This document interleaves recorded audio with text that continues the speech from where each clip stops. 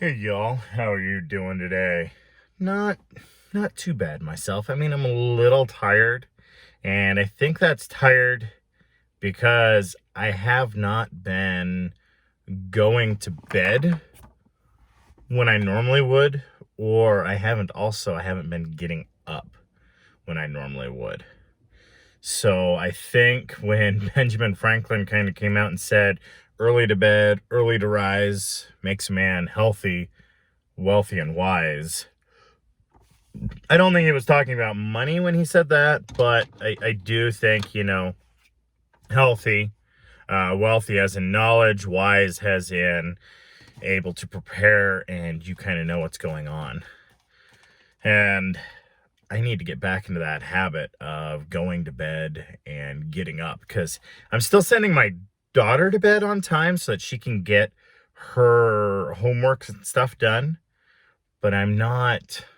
It looks like I need to trim and brush my beard. There's something else with this that I've been letting go. You guys have probably noticed in the last few videos, but anyway, we have Victor Appleton's Tom Swift and the Submarine Boat. And we today are on chapter 14. And this is called the diving suits. So let's go ahead here, and if you guys would like, share, and subscribe, let's jump right in. There was no doubt that the steamer was coming after the submarine. Several observations Captain Weston made confirmed this, and he reported the fact to Mr. Swift. "Well, we'll change our plans then," said the inventor. "Instead of sailing on the surface, we'll go below.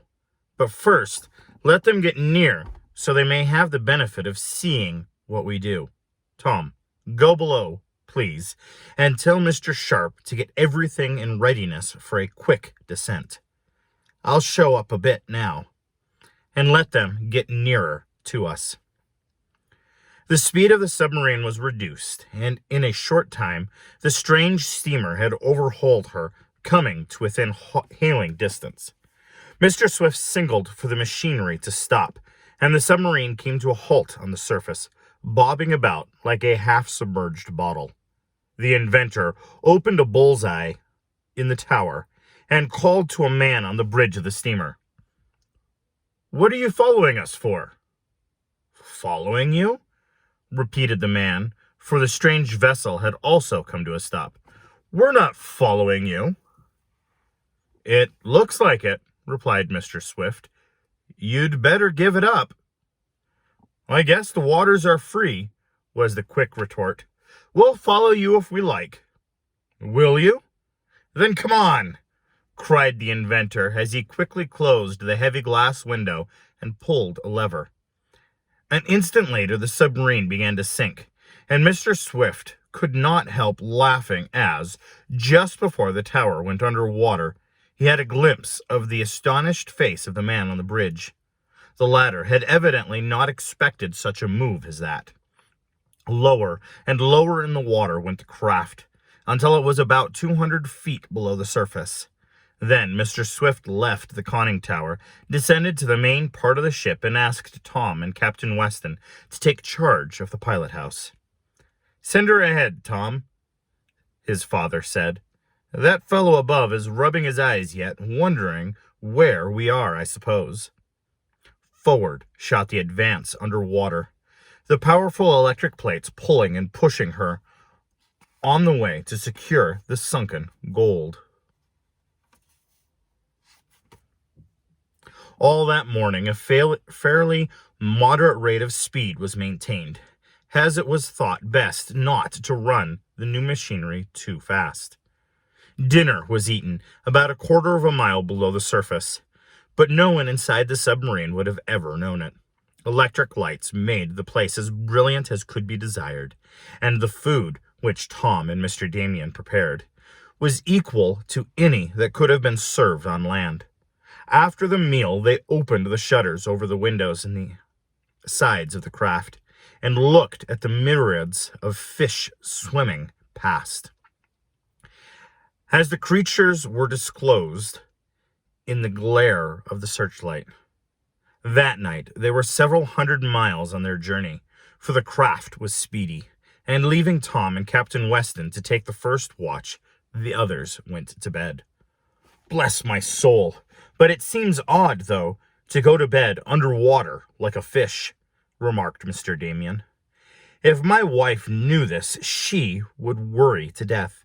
She thinks I'm off automobiling, but this isn't half as dangerous as riding in a car. That's always getting out of order. A submarine for mine every time. Wait until we get to the end of this trip, advised Tom. I guess you'll find almost as many things can happen in a submarine as can in an auto. And future events were to prove the young inventor to be right. Everything worked well that night, and the ship made good progress. They rose to the surface the next morning to make sure of their position, and to get fresh air, though they did not really need the latter, as the reserve supply had not been drawn on, and was sufficient for several days, now that the oxygen machine had been put in running order. On the second day, the ship was sent to the bottom and halted there, as Mr. Swift wished to try the new diving suits. These were made of a new, light, but very strong metal to withstand the pressure of a great depth. Tom, Mr. Sharp, and Captain Weston donned the suits, the others agreeing to wait until they saw how the first trial resulted. Then, too, it was necessary for someone acquainted with the machinery to remain on the ship to operate the door and water chamber through which the divers had to pass to get out. The usual plan, with some changes, was followed in letting the three out of the boat and on the bottom of the sea. They entered a chamber in the side of the submarine. Water was gradually admitted until it equaled in pressure that outside. Then an outer door was opened by means of levers, and they could step out. It was a curious sensation to Tom and the others to feel that they were actually walking along the bed of the ocean. All around them was the water, and as they turned in the small electric lights in their helmets, which lights were fed by storage batteries fastened to the diving suits, they saw the fish, big and little, swarm up to them, doubtless astonished at the odd creatures which had entered their domain. On the sand of the bottom and in and out among the shells and rocks crawled great spider crabs, big eels, and other odd creatures seldom seen on the surface of the water. The three divers found no difficulty in breathing, as there were air tanks fashioned to their shoulders, and a constant supply of oxygen was fed through pipes into the helmets. The pressure of water did not bother them, and after the first sensation, Tom began to enjoy the novelty of it. At first, the inability to speak to his companions seemed odd, but he soon got so he could make signs and motions and be understood. They walked about for some time, and once the lad came upon a part of a wrecked vessel buried deep in the sand. There was no telling what ship it was, nor how long it had been there, and after silently viewing it, they continued on. "It was great," were the first words Tom uttered when he and the others were once more inside the submarine and had removed the suits. "If we can only walk around the wreck of the Boldero that way, we'll have all the gold out of her in no time. There are no lifelines, no air hose to bother with in these diving suits." "They certainly are a success," conceded Mr. Sharp. "Bless my topknot," cried Mr. Damien. "I'll try it next time. I've always wanted to be a diver, and now I have the chance." The trip was resumed after the diving chamber had been closed, and on the third day Captain Weston announced, after a look at his chart, that they were nearing the Bahama Islands. "We'll have to be careful not to run into any of the small keys," he said, that being the name for many little points of land, hardly large enough to be dignified by the name of island. We must keep a constant lookout. Fortune favored them, though, once, when Tom was steering, he nearly avoided ramming a coral reef with a submarine. The searchlight showed it to him just in time, and he sheered off with a thumping in his heart. The course was changed from south to east, so as to get ready to swing out of the way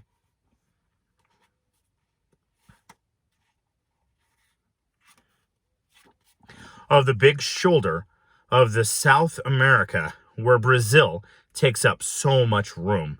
And as they went farther and farther toward the equator, they noticed that the waters teemed more and more with fish, some beautiful, some ugly and fear-inspiring, and some such monsters that it made one shudder to look at them, even through the thick glass of the bullseye windows. Wouldn't that be fun, to be able to go along the bottom of the sea and be able to see all these wonders, all these great objects, and the lost to time, and these fishes, and all these other animals that live where man has not seen them. Anyway, I hope you guys are all staying safe, staying healthy, and are having a wonderful, blessed day.